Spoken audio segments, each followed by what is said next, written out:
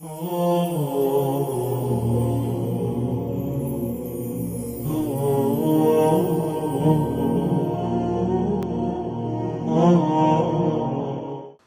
الله الرحمن الرحيم. الحمد لله والصلاة والسلام على رسول الله وعلى آله وصحبه ومن والاه. لا كليلكاني تري تيجيشنو رامان لقرآن بيروز جيشتنا كليلي حفتم كباسي أويدك قراءة القرآن بالتجويد والترتيل. خوينوي قرآن بتجويد وبترتيل. وخوي التجويد يعني تشيل زماني عربي تحسين، يعني تساك خوينوا ريك خوينوي قرآني برزو برس بشوي وابي خينيوا كوا يارمتي درد بي لقر قرآني بطوابي تيكربي لقر معناه كاني قرآني تيكربي وبطوابي ما بستي خداي قول سبحانه وتعالى لكلامي خوي رون ببيتو سوكا قال كسك بغلطي وبتيكلو بيكلي وبفتحه وضمي بقوريتن معناه وش كان دا قوري زاروي معناه غلط داتن يعني دبيته هوي أويكا بخود جوێ لێ دەبیان بەرامبەر گوێ لێ دەبی زیاتر تەرکیز بستە سەر وشەکان نەک بچیتە سەر معنایەکەی، بەڵام کاتێک بەڕێکی دەخینیەوە بەڕێکی بەسەریدا دەڕۆی بەڕێو چ دەچی بەرەو معنایەکان زیاتر دەچی و لەگەری تێکەر دەبی. لۆی خوای گەورە سوبحانه وتعالى ئەمری کردیە وەڕەتیل القورئان تەرتیلە. وەکو ابن عباس دەفەرمی لە تەفسیری وەڕەتیل تەرتیل یعنی چێ ئەی بەینه بەیانە بەتەواوی بەڕۆنی بیخینەوە بەڕێکی بیخینەوە بەتەواوی بەمەبەست لە کەلامەکەی دیاربی و بەواضحی بخیندرێتەوە. یا وەکو گوترایە بە جوان خوێندنەوەی وشەکان حەقی وشەکان بدەی و حەقی وەقف و ئیبتیداش بدەی کەوەش زۆر مهمە لە تەجوید لە چێ ڕادەوەستی لە چێ دەست پێ دەکەی لە ئاەتەکان ولەوەی معنای بداتن جاروێ ئەو ڕاوەستان و ئەو دەست پێکردنە معنای عکس دەداتن معنایەکی دیکە دەداتن کە مەبەستیە لە معانی قورئان یا معنایەکەی بە ناڕێکی دەگەێنیتن دەبی بزانی لە چێن دەردەوەستی لە چێن دەردەست پێ دەکەیەوە. ئەوانش هەمووی زانایان لە عیلمی تەجوید کۆیان کردیتەوە یا ساوڕێسایان لە بۆ دانایە کە چۆن ئەو قورئانە دابەزیە بە زمانی عەرەبی ئەو کاتی قوڕەیش کوی خیندیتەوە بەو لەهجاتانە بەو شێوەیە لە زاری پێغەمبەری عەلەیهی سەڵات وەسەلام کە وەرگیرایە بەو شێوەی زانایان قاعدە و یاسایان لە بۆ دانایە و لەگەری ڕۆیشتینە. و پێغەمبەر عەلەیهی سەڵات وەسەلام خوێندنەوەکەی وابووە وەکو ئەنەس وەصفی خوێندنەوەی پێغەمبەری دەکا عەلەیهی سەڵات وەسەلام دەفەرمی کانت مەدەن مەدەن یعنی بە درێژکراوەیی دەیخیندەوە بسم الله الرحمن الرحیم ڕادەوەستا الحمد لله رب العالمين ڕادەوەستا ئەوها هەر وشەیەک حقی خۆی دەدایە هەر بەخۆی لە ونیە تعریفی تەجویدیش دەرێ إعطاء كل حرف حقه ومستحقه حقی خۆی بدەیە لە مەخاریجی لە صفاتی لە شوێنی خۆی دەربینی. طبعا ئەوە هەمووی لە پێناو چییە لە پێناو خودی ئەوەی نیە و وشەکە تەنها لە بۆ وشەکان بیتن لەوەی بتگەینیتە ئەوەی بە تەواوی لەگەر معنایەکەی تێکەروی و معنایەکەی بەڕاستی و دروستی بگەینیتن. وەکو ابن كثير لە تەفسیری وەڕەتیل القورئان تەرتیلا فەرمی چێ فەرمی اقرأه على تمهل بەلە سەر خۆی بخینەوە ليكون عونا لك على فهم القرآن لۆ یارمەتی دەرت بی لەسەر تێگەیشتن لە قورئانێ کەواتە هەمووی لە بۆ چییە لە بۆ ئەوەی بتگەینیتە تێگەیشتنەکی جوان ڕاست و دروست لە قورئانێ. لەوێ تەرتیل پەیوەستە بە خوێندنەوەکی ڕێک و چاک لۆ ئەوەی معنایەکی ڕێک و چاک پێ بگەینیتن بە تایبەتی لە نوێژەکان کاتە کە دەخیندرێت لە کاتیدی دەخیندرێتن ئینسان بەتەنێبی بە گشتیبی وەهابی خینیتن کە خینەوەکی ڕێک و دروست بیتن. چونکە ئەو ئاەتە لە چ سوورەتە چیە لە سوورەتی المزەمل کە خوای گەورە دەفەرمی یا ئەیها المزەمل قم الليل إلا قليلا نصفه أو انقص منه قليلا أو زد عليه ورتل القرآن ترتيلا هەستە شەو نوێژی بکە و ئەو شەو نوێژەش بە خوێندنەوەی قورئانەکەت بەڕێک و بە جوانی بیتن لۆ ئەوەی بە تەواوی لە معنای قورئانەکەی تێبگەی. چونکە دیارەکە لە سەرەتایەکانی دابەزینی وەحی خوای گەورە هەر لە پاش سوورەتی ئیقرأ دوو سوورەت دادەبەزێن یا ئەیها المدەثر و یا ئەیها المزەمل لە بۆ چ باسی دوو نەوع قیام دەکات دوو نەوع هەڵسانەوە دەکات هەڵسانەوەکی بە ڕۆژ کە هەڵسانەوەی عەمەلە لە بۆ سەرخستنی دینی خوای گەورە و بانگەوازە لە بۆ دینی خوای و هەڵسانەوە چیش بە شەو کە خوێندنەوەی قورئانە. لەبەرەوەی ئەو چاک خوێندنەوەیە ئەمە باسی چ دەکەین؟ باسی مەسەلەی تەدەبور دەکەین، باسی تێگەیشتن لە قورئان دەکەین. ئەو چاک خوێندنەوەی لە نوێژێ و لە کاتەکانی دیکە دەبیتە سەبەبەک لە بۆ ئەوەی ئینسان ڕۆژانە وەکو برێ شەحنەکی هەبیتن لەگەر قورئانێ بتوانی هەڵسان و دانیشتن و بەڕێکردنی ژیانی بەهۆی ئەو نورەی بیتن کە شەوان لە قورئانێ وەردەگری، کە لە ناو نوێژەکانی لە قورئان وەردەگری، کە ڕۆژانە لە خزمەت قورئانێ بخوێندنەوە ئەو نورەیە وەردەگریتن. کەواتە پێویستە. بەڵام ئەگەر قورئان بەڕاستی هەر بە خێرایی بەسەریدا بچی و مڕاعاتی نەکەی و هەروەکو ئەوەی کەوا خوێندنەوەی شتێکی دیکە، ئەوە دەبیتە سەبەبی ئەوەی کەوا ئەو ئیستیفادێ و ئەو نورە ئینسان نەتوانیتن لێی وەربگریتن. لۆیە ئەوەش وەکو یارمەتی دەرەک و وەکو هۆکارێک و کلیلەکە لە بۆ تێگەیشتنی زیاتر لە قورئانێ. کلیلی هەشتم تەحسین الصوت بالقورئان، خۆش خوێندنەوە بە دەنجی خۆش خوێندنەوەی قورئانی بەرز و بەڕێز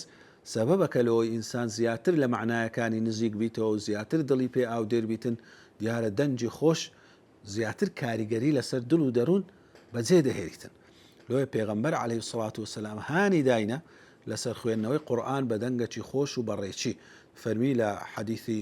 بوخاری و مسلم کە ڕیوایەتیان کردیە: ما ئەذن الله لشيء ما أذن لنبي حسن الصوت يتغنى بالقرآن. خوای گەورە گوێ ناگری لە شتێک مەبەستی لەو گوێگرتنەی گوێگرتنی پێخۆشبوون و ڕەزامەندی، یعنی خوای گەورە پێی خۆشە گوێ لێ دەگریتن کە لایەق بی ببیت. ئەوەندەی گوێ دەگری لە چ؟ لە پێغەمبەرەکی عەلەیهی السەڵات وەسەلام کە دەنگەکی خۆشی هەبیتن بە ئاواز بە خۆشی قورئانی بخوێنیتن. و پێغەمبەر عەلەیهی السەڵات وسەلام لەو حەدیثەی کە ئیمامی ئەحمەد و نەسایی و ابن ماجە ڕیوایەتیان کردێ فەرموویەتی: زەینوا القورئانە بئەصواتیکم، قورئان بڕازێنەوە بە دەنگەکانتان، بە دەنگەکانتان قورئانی بڕازێنەوە. و پێغەمبەر عەلەیهی السەڵات وسەلام کاتێکە گوێی لە ئەبوو موسای ئەشعەری بوو قورئانی دەخوین زۆر بە ئاواز و بە دەنگەکی خۆش دەیخوین،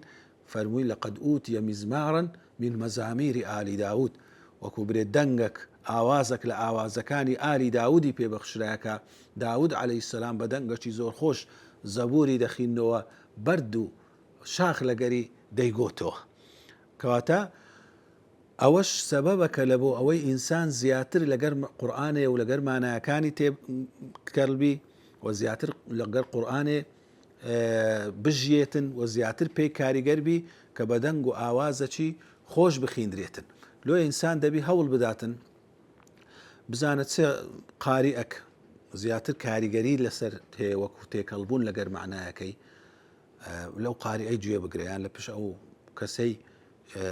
نوێژەکانت بکە و تەراویح بکە، لەبەرەوەی بەڕاستی ئەسڵ لەو نوێژکردن و لەو گوێگرتن لە قورئانێ لەو ئەوەی ئەتوو لەگەر تێکەربی، لۆی ئەتوو دڵت پێ ئاوەدان بیتەوە. ئەو جەمچینە لە کەسێک لە بۆ کەسێکی دەگۆڕێتن. کەسێک هەیە جاروایە ئەمن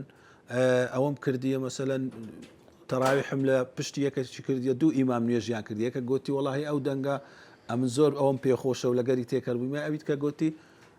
لەو لەگەرەوەی تێکەڵبوویمە، مثلا ئەمن گوتیتم ناوەڵا ئەوێ هێم پێخۆشە. یعنی کەواتە جاروێ ئەوها جیاوازی کەسەکان هەیە، ئەتوو بزانە چیها زیاتر وەت لێ دەگا لەگەر قورئانەکەی تێکەڵبی و پێکاریگەربی ئەو دەنگەی گوێ بدێ. بەڵام لە دەنگ خۆشیشدا دەبی مڕاعاتی هەندێک شت بکرێ. یەکەم دەنگ خۆشی وەسیلەیە نەک ئامانج، یعنی نابی کەسێک قورئانی بخینیتن یان گوێ بگریتن لە قورئان خوێنەچی تەنها لەبەر خاتری دەنگەکەی، لەبەر خاتری ئاواز و تۆنی سەوتەکەی وچی دەڵێن. دەبی لە بۆ ئەوەی بیتن کە بتگەینیتە مەعانی قورئان لەگەر معنایەکەی تێکەڵبیتن، ئەوە دەبی ئاگادار بین. لەلایەکی دیکە دەبی لە کاتی دەنگخۆشی مراعاتی ئەحکامی تەجوید بکرێتن. نابی لەبەر دەنگخۆشی قورئانەکە بە ناڕێکی بخیندرێتەوە، ئەحکامەکانی تەجوید تێک بدرێن، ئەوەندە درێژ بکاتەوە بیلەرێنیتەوە کە لەگەر قورئانەکەی نەگونجێت. ئەوەش پێویستە مراعات بکرێ. وە لە دەنگخۆشی دەبی مراعاتی ئەوەش بکرێ ئەو ئاوازێک کە قورئانی پێدەخیندرێ ئاوازێکی شایستەبی بە قورئان. هاتە مەسە ئێستا عیلمی مەقامات هەیە و هەمووی مەقامی تایبەت هەیە، دەبی بەڕاستی جیاوازیەک لە نێوان قورئان و غەیری قورئان هەبیتن. ئەوە کەلامی خوای گەورەیە سوبحانەهو وتەعالە لە غەیری وێ. بەشێوەیەکی وا نەخیندرێت کە لایەق نەبی بە قورئان، یعنی خەڵکێک برێ وەڵاهی والعیاذ بالله نازم ئەوە گۆرانیە یان شعرە دەخینیتەوە یان قورئانە دەخینیتەوە. نا مەقامی قورئان دەبی تایبەت بیتن وەکو برێ لە مەقامی قورئان بۆشێتەوە، لە پێگەی قورئان بۆشێتەوە، خەڵک هەز بەو جیاوازیەی بکاتن، نەک لێی تێکەڵبی لەگەر شتی دیکە کە قورئان نییە و کەلامی خوای نییە سبحانه وتعالى. طبعا ئەوە هەتا ئاوازیش هەیە کە لایەقە بە قورئانێ، هەیە کە لایەق نییە بە قورئانێ، دەبی ئەو شتانە مراعات بکرێت لە دەنگخۆشی و خوێندنەوەی قورئانێ. و کلیلی نۆیەم لە کلیلەکان اختیار الزمان والمكان المناسبين، هەڵبژاردننی کات و شوێنی گونجاو لە بۆ خوێندنی قورئان، کەەوە زۆر گرینگە. ئەگەر ئەمە بەڕاستی بچینە خزمەت قورئان بمانەوەی لەو قورئانە ئیسیفادە بکەین، دەوی شوێنێکی هەربژێرین کە شایستە بیتن، شوێنێکی هادی بیتن، شوێنێک بیتن کات زۆر دەنگەدەنگ و ژاوژاوی لێ نەبی. طبعا لە بۆ نوێژێش هەروایە، چونکە نوێژ بەشی هەرە سەرەکی خوێندنی قورئانە. هەتا خوای گەورە ناو لە نوێژی بەیانیان دەنێ وقرآن الفجر إن قرآن الفجر كان مشهودا، مبستی پێ وەکو تەفسیرەکان دەڵێن وصلاة الفجر، نوێژی بەیانیان. بەڵام لەبەرەوەی نوێژ بەشەکی زۆری قورئانی تێدا دەخوێندرێ، بە تایبەتی لە بەیانیان وا سونەتە کە قورئانێکی زۆر بخوێندرێتن، خوای گەورە ناوی لێنایە قورئان الفجر، بەوە تعبیری لە نوێژەکەی کردیە. کەواتە ئەو نوێژە ئەو قورئان خوێندنە لە بۆ چییە؟ لە بۆ ئەوەیە بەڕاستی ئینسان لە شوێنێکی هادی لەگەر قورئانەکەی تێکەڵبی، نەک گوێ پێ نەداتن دەنگەدەنگ دێ. ڕاستە پێغەمبەر عەلەیهی سڵاتو وەسەلام جاروێ منداڵ هاتیە خۆی لێ تووڕە نەکردیە لەسەر شانی دانایە، بەڵام بە معنای ئەوە نییە ئەتوو لە پێش دەست پێکردنی نوێژەکەی مراعات نەکەی، لەلایەک تەلەڤیزیۆن پێە، لەلایەک مەجلیس زانرایە قسەی بێ ئەوە دەکرێتن کابرا دەرێ ئەمن نوێژی خۆم دەکەم. نا، ئەسڵ ئەوەیە چ شتێک وەت لێ دەکا لەگەڵ نوێژەکەی تێکەڵبی، لەگەڵ قورئان خوێندنەکەی تێکەڵبی، ئەو وەسیلانە بگرینە بەر دە شوێنەکان. و هەروەها لە ئەو وەقتانێک کە فەضیلەتێکی زیاتریان هەیە، کاتێکی باشترن، مەسەلەن لە مانجی ڕەمەزان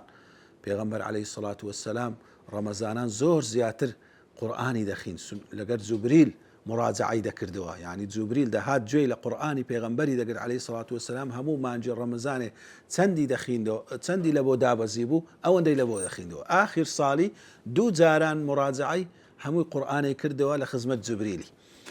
کەواتە ڕەمەزان وەقتەکە سوبحان الله دەبینی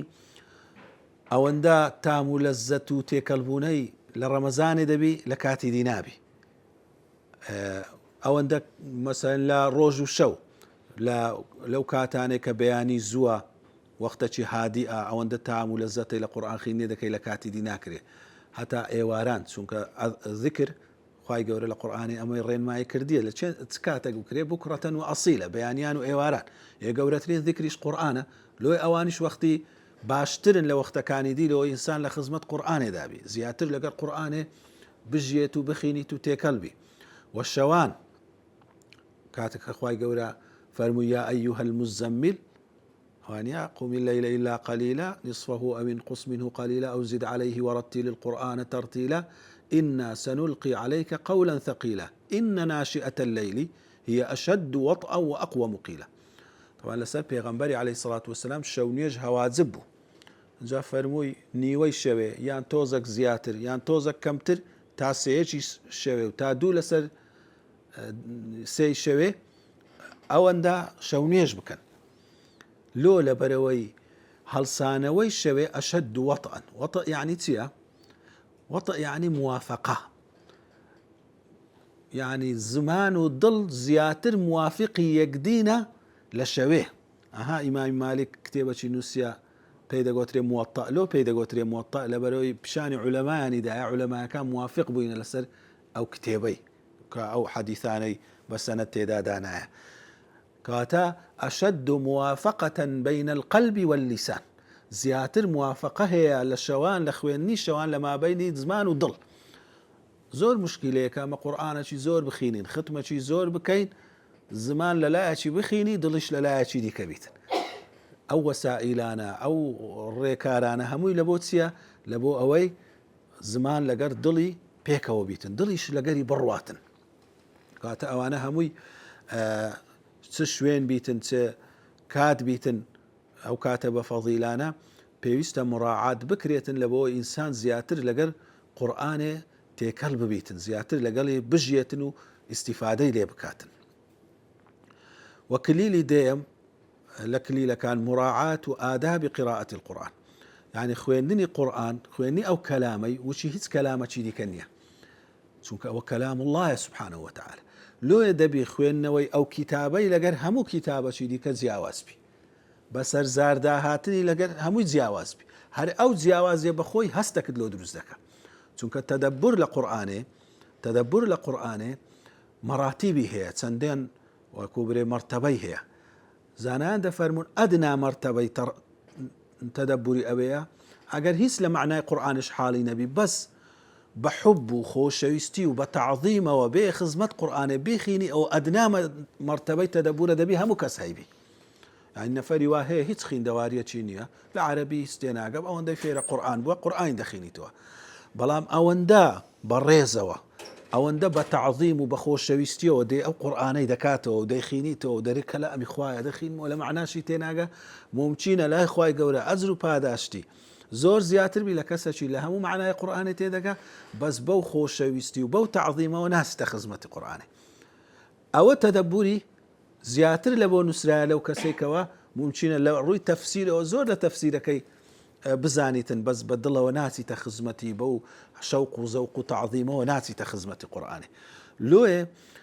چەندان سنەت و ئادابی جوان هەیە کەوا لە خزمەت قورئانی مراعات بکرێتن لۆ ئەوەی ئەمە زیاتر ئیستیفادە لە قورئان بکەین یەک لەوانە دەستنوێژمان هەبیتن ئینسانی موسڵمان وا باشە لەسەر پاچی ئەو کەلامی خوای گەورە بخینیتن وەکو خوێندنەوە سنەتە مستحبە کە ئینسان لە خوێندنەوەی قورئانی ئەگەر بەلەبەربی یان هەر کاتێک بی دەستنوێژی هەبی باشترە بەڵام واجب نییە لەو خوێندنەوەی بەڵام دەستدانە موسحەفی لەسەر ڕەئی جمهوری زانایان لە تابعین لە ئەتباعی تابعین و لە علەمای مەذاهب لەسەر ئەوەی نەکەوە واجبە دەستنوێژ هەڵبژیرێ لە بۆ دەستدانە موسحەفی هەندێک دەرێن وانیە و لەبەرەوەی لا يمسه إلا المطهرون أو آية باسي ملائكتان دكاتن كتنها ملائكة باكا كان دزددنا أو قرآني بلام أما حديث من هي كبيغمبر عليه الصلاة والسلام والية نار لبو يمن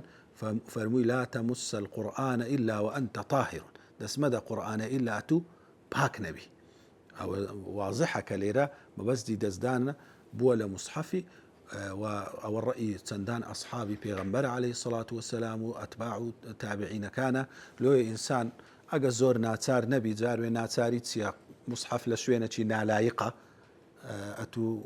أجا دسنويجيش نبو نذكر أو كات يكسر دسنويج هر بقري قيدنا كدستي بكيه بلا مواباشا جیاوازی پێ بکرێ ئەوە کەلامی خوای گەورەیە بەبێ دەستنوێژ دەستی نەکرێتێ لۆی هەر نەفسی خۆت ڕادێ لەسەرەوەی منداڵەکانت ڕادێن لەسەرەوەی لە گچکەیڕە ئەوە کەلامی خوای گەورەیە نابی و چی کتابەکی دیکە تەعاملی لەگەر بکرێتن لۆی زۆر جار ئینسان هەیە موسڵمانیشە بەڵام ئەگەر ئیهمالی لە دەستدانە قورئانێ بکات و لەوەی لە شوێنێکی بەرزدای بنێ و لە شوێنێکی پاکدای بنێتن منداڵەکانی لێ ڕانایەنبینی دەدڕێنیتن پەڕەک لەو لای کەتیە دەبێ یەکسەر بە وەکو برێ بە گەورەیەوە بە تێکچوونی حاڵەتەوە کە بینی ئاەتێکی قورئانی کەتیە لە بۆ ئەو ئاەتەی بچین کو دەبی با بە غەڵەتی بی با منداڵێکی زۆر گچکە بیتن یەکسەر بچی هەڵی بگریەوە لە شوێنێکی شایستەی دابنێ لۆ ئەوەی هەم بە خۆت لەسەرەوەی ڕابێی هەم دەوروبەرت لەسەرەوەی ڕابێ کە تەعظیمی کەلامی خوای گەورە بکاتن هاتەوەیەک لە ئەوە مهمەکانە بەڕاستی تەعظیمی مصحەفی بکرێتن یەکی دیکە بەدەمەکی پاک بخیندرێتن کە سیواک بکرێتن ئەوەش سونەتە لەبەرەوەی خوای گەورە سبحانه وتعالى کە ئەو کەلامەی دەخیندرێتن لە گەرەوی ئەتو قسان دەکەی لە بەرامبەرەوەی ڕاوستای مناجاتی وی دەکەی وەوا باشیشە وەوا چاچیشە و شایستە بەرامبەر ئەو خودای سبحانه وتعالى کە کەلامی بەدەمەکی پاک و بخیندرێتن پێغەمبەر عليه الصلاة والسلام لەوارەی سیواکی فەرمووی مطهرة للفم ومرضاة للرب دوو لایانی تێدایە هەم دەم و ددانی خۆتی پێپاک دەکەیەوە هەم ڕەزامەندی پەروەردیگاریشی تێدایە کاتە بەس ئەوە نییە برێ وڵایی بەس وەکو فڵسەشی دانرایە لە بۆ ئەوەی ئەو ددان پاکردنەوەی بەس لۆ خۆم ئیسیفادەی هێولانی سەحەی ددانەکانمە ئەوەشی تێدایە لایەنی پاچیشی تێدایە لایەنی ڕەزامەندی پەروەردیگاریشی تێدا خدا پێی خۆشە سبحانه وتعالى خدا پێی خۆشە بەدەمەچی پاک کەلامی وی بخیندرێتن و مەلائیکەتەکان ئەزیەت دەبینن لە بۆنی ناخۆش و لە دەمی کە پیسی تێدابیتن هەروەکو ئینسان ئەزیەت دەبینی لە کاتی خوێندنی قورئانش چ دەبی مەلائیکەت حازر دەبی لۆی لە حازربوونی ئەو مەلائیکەتانە لۆی ئەوانیش ئەزیەت نەبینن وا سونەتەکە سیواک بکرێت و دەم و ددان بە تەواوی پاک بکرێتەوە و هەروەها لە مراعات و ئادابەکانی قورئانی ئەوەیە کە ئینسان لە خوێندنی بسم الله الرحمن الرحیم بکە طبعا بسم الله زانایان اختلافیان هەیە لەوەی کەوا ئاەتەکە لە قورئانیان ئاەت نییە بەڵام لە سوورەتی چێ لە سوورەتی فاتحە هەندێک دەرێن ئاەتەکە لە خودی سوورەتی فاتحە هەندێک فەرمووتیان نا ئاەت نییە لە فاتحەی ئاەتەکی جیاوازە لە بۆ ئەوەی هاتیە دەستپێکی سوورەتەکان هەبیتن ئەگەر نا هەمووی متتەفقن لەسەرەوەی وەکو بسم الله بە یەکجاری وحیە لەبەر هەندێش لە موسحەفی دانرایە لەبەر هەندێش لە موسحەفی دانرایە چونکە کاتی خۆی کە ئیمامی عوسمان ڕەزای خوای لێبیتن ئەو قورئانەی کۆ کردەوە و یەکەم موسحەفیان نووسیەوە و جەمعیان کرد چونکە لە پیستە و لە جێی پەرتەوازە نووسرا بوو لە زمانی وی ئەوهایان بە مەسلحەت زانی کە هەمووی کۆ بکەنەوە و چەند موسحەفی لەسەر لەبەر بگرنەوە لۆ بۆ ویلایەتەکانی ڕەوان بکەن لەوەی هەموو خەڵک لەسەر ئەو موسحەفانە بخینیتن کەس تووشی غەڵەت نەبیتن اینجا ڕەزامەندی و بە جەمعی هەموو سەحابان ئەو موسحەفە نووسراوە کە موسحەفی ئیمامی عوسمان بوو هەموو سەحابە گەورەکان مابوون و قاریئەکان مابوون بە سەرپەرشتی زەیدی کوڕی ثابت کە لە هەموو کەس پێغەمبەر صلی الله علیه و سلم فەرمووی لە هەموو کەس قاریئترە یعنی قورئان خوێندنەکەی لە هەموو قورئان خوێندنە باشتر بوو چیان کرد لە سەرەتای هەموو سوورەتەکان بسم الله الرحمن الرحیمیان نووسی تەنها لە سەرەتای سوورەتەشی نەبی سەرەتای سوورەتی تەوبە نەبیتن کەواتە دیارە ئەوە بە وەحی بووە خۆ لە خۆڕا نانووسن کەواتە وا سونەتەکە ئەو بسم اللهیە بکرێ و هەموو شتێک پێغەمبەر عليه الصلاة والسلام فەرموویەتی كل أمر ذي بال لم يبدأ فيها ببسم الله فهو أقطع أو أبتر هەر ئەمرەکی مهم کە خاوەن وەکو برێ ئیسیفادەک بیتن بەبێ بسم الله دەست پێ بکە ئەوە بێخێرە کەواتە لە مهمترین ئەمرەکان چییە خوێندنەوەی کەلامی خوایە سبحانه وتعالى چ شتێک لەوەی مهمترە کە ئینسان کەلامی خوای بخوێنێتەوە لۆیە بە بسم الله دەست پێ بکە ئەو بسم اللهش ئینسان بە معناوە بە دڵەوە بە تەدەبورەوە بخینی مهمە کەئەنەما ئەتوو هەر کاروبارەکی دەست پێ دەکەی بە ئیزنی وی بە یارمەتی وی بە پاڵپشتی وی دەست پێ دەکەی ئەگەر ئەو ئیزنی لەسەر نەبی ناتوانی بیکەی ئەگەر ئەو پاڵپشتت نەبی ناتوانی بیکەی ئەگە ئەو یارمەتی دەرت نەبی تێدا سەرکەوتوو نابی